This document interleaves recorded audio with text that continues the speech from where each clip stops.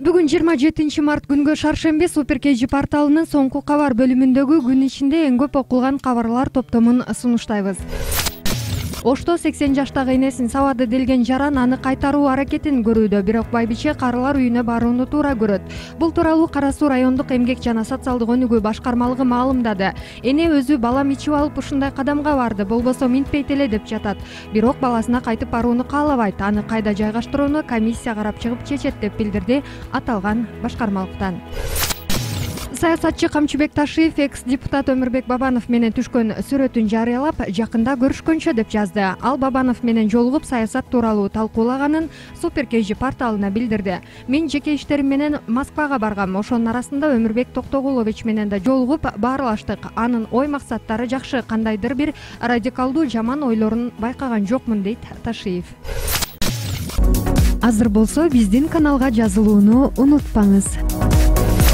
Орусияда 65 жаштагы испаниялык бизнесмен 40 жаштагы орусиялык көңүлдөшүн өлтүрүүгө аракет кылган деп шектелүүдө. Маалым болгондой, көңүлдөштөрдүн мамилеси 14 жыл созулган. Мурун 2 жолу үй бүлө куруп, 3 балалуу болгон Николас Мартинес 40 жаштагы Ольга К аттуу айымга бул жыл аралыгында материалдык жардам көрсөтүп, ага үй жана унааларды алып бергенин жана жалпысынан 32 миллион рубль коротконун айткан. Ал эми экөөнүн мамилеси солгундап, мындай абалга келишине эмне түрткү болгондугу тууралуу порталдын соңку кабар бөлүмүнөн окуй аласыз.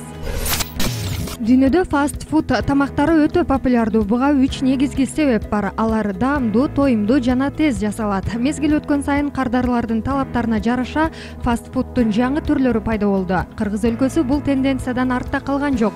Тез жасалуучу тамактар тууралуу канчалык деңгээлде маалыматыңыз бар экенин текшерүү үчүн порталдын соңку кабар бөлүмүндөгү тест куржун рубрикасына башпаңыз.